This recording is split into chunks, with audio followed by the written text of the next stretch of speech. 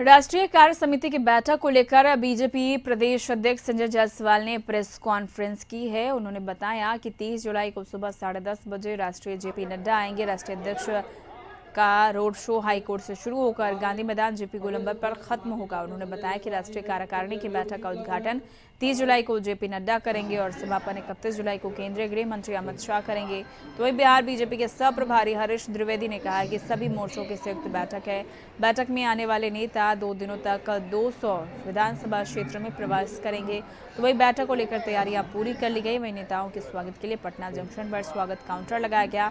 इस स्वागत काउंटर पर तमाम बीजेपी के नेताओं का फूल माला और चंदन तिलक लगाकर स्वागत किया जा रहा है। आप सब जानते हैं कि राष्ट्रीय अध्यक्ष जी स्वयं इस बैठक को लेने आ रहे हैं और राष्ट्रीय अध्यक्ष जी का आगमन 10:30 बजे हवाई अड्डे पे होगा।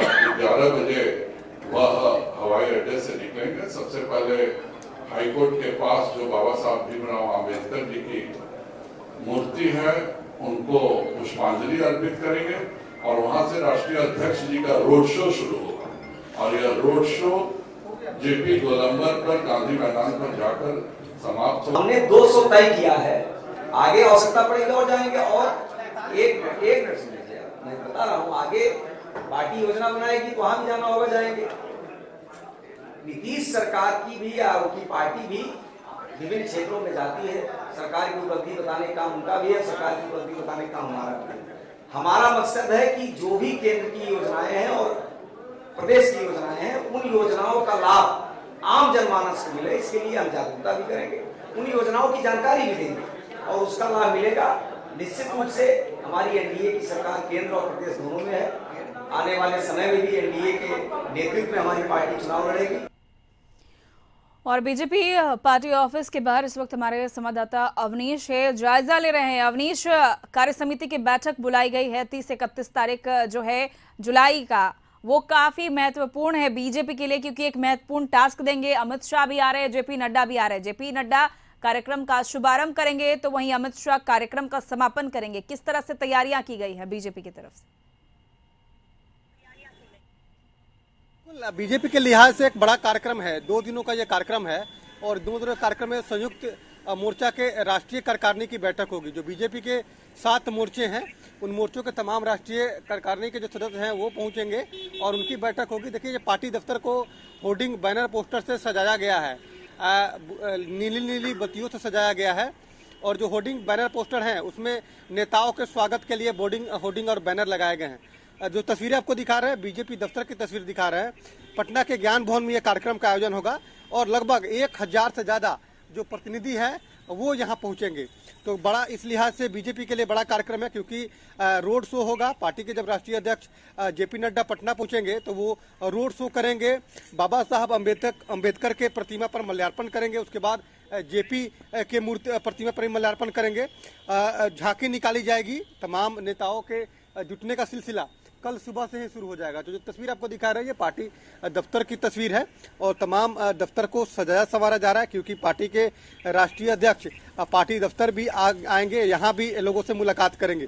तो बीजेपी के लिहाज से एक बड़ा कार्यक्रम है और बीजेपी मिशन 2024 की तैयारी में जुट गई है और यहीं से मिशन 2024 का शंखनाद भी होगा। तो 1000 जो डेलीगेट्स आएंगे, जो विभिन्न नेता आएंगे, खासतौर पे तभी संगठन के महासचिव हैं, जो महामंत्री हैं वो लोग आएंगे, पार्टी के तमाम बड़े नेता आएंगे और एक तरह से रणनीति बनेगी।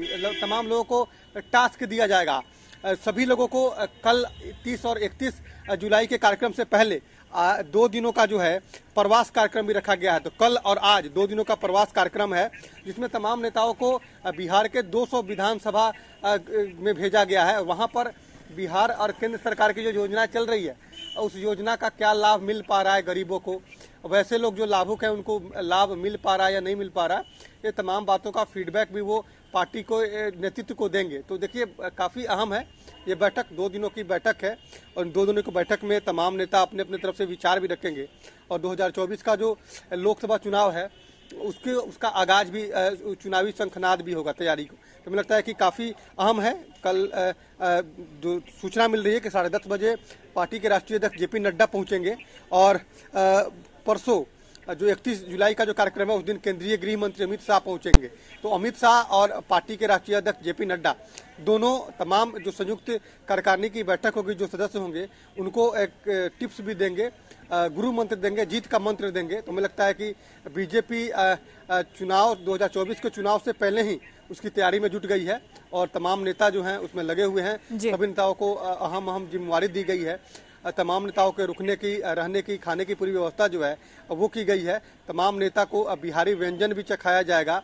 बिहार के जो पर्यटक स्थल है उसको भी घुमाने का काम किया जाएगा। तो एक बड़ी जो है रणनीति के तहत ये कार्यक्रम बीजेपी कर रही है और बीजेपी की नज़र बिहार के उन 200 विधानसभा सीटों पर है जहां पर बीजेपी जो है वो बेहतर प्रदर्शन करती है। तो हमें लगता है कि 243 में 200 विधानसभा सीटों का चयन करना भी अपने आप में बीजेपी के लिए अहम है। लेकिन ये दो दिनों का जो राष्ट्रीय कार्य समिति की बैठक होगी संयुक्त रूप से हो रही है। जो 7 मोर्चे हैं उन 7 मोर्चों के राष्ट्रीय कार्यकारिणी की जब बैठक होगी तो इसमें तमाम लोगों से फीडबैक भी लिया जाएगा और उस फीडबैक के बाद जो है मिशन 2024 के लिए जो है लग भी जाया जाएगा। तो मुझे लगता है काफ़ी अहम है बीजेपी के लिए 2 दिनों का कार्यक्रम।